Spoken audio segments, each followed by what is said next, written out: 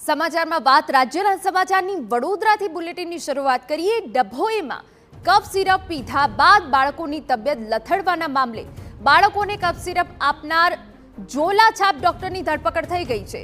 Doctor પાસે દવા આપવાની ડિગ્રી કે લાયસન્સ જ ન હોવાનો ખુલાસો થયો છે।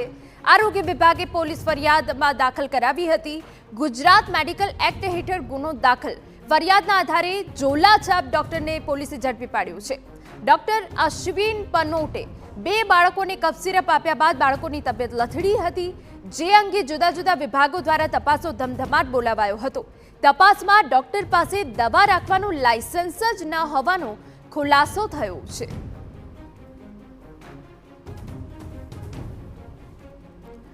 તો ડભોઈમાં કફ સિરપ પીધા બાદ બાળકોની તબિયત લથડી હતી, જે બાદ તપાસ કરવામાં આવી અને જે બાળકોને કફ સિરપ આપવામાં આવી તેઓ ઝોલા છાપ ડોક્ટર કે જેની ધરપકડ કરી લેવામાં આવી છે।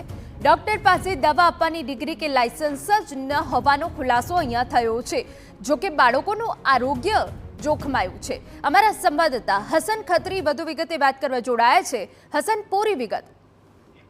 ડભોઈ તાલુકાના સિદ્ધપુર ગામે જે સિરપ આપવામાં આવી હતી તે ડોક્ટરની હાલ આરોગ્ય જે અધિકારીઓ છે તેમને ફરિયાદ પોલીસ સ્ટેશનમાં આપી છે। હાલ ડોક્ટરની ધરપકડ કરી દેવામાં આવી છે, પણ ડભોઈ તાલુકામાં હજુ પણ હવે ઝોલા છાપ ડોક્ટરો ફરી રહ્યા છે। જો આરોગ્ય તંત્ર જો ચોક્કસ તપાસ કરે તો હજુ પણ બહુ મોટું કૌભાંડ આ ડોક્ટરોનું બહાર આવે એવી શક્યતા છે। હાલ તો ધરપકડ કરી અને પોલીસ સ્ટેશનમાં આપવામાં આવ્યા છે। પોલીસ આગળની કાર્યવાહી અને પૂછપરછ કરી અને તપાસ કરી રહી છે।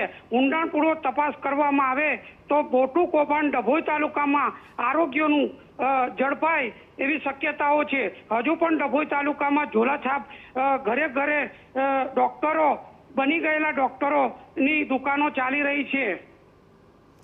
બિલકુલ, આભાર તમામ વિગતો બદલ। તો હજુ આવું કોઈ એક ક્લિનિક નથી, પરંતુ આવા નકલી ક્લિનિક અનેક છે। આવા ઝોલા છાપ ડોક્ટર્સ પણ છે કે જે પ્રિસ્ક્રિપ્શનમાં આવી દવાઓ લખીને આપતા હોય છે, જેના કારણે બાળકોનું આરોગ્ય જોખમાય છે।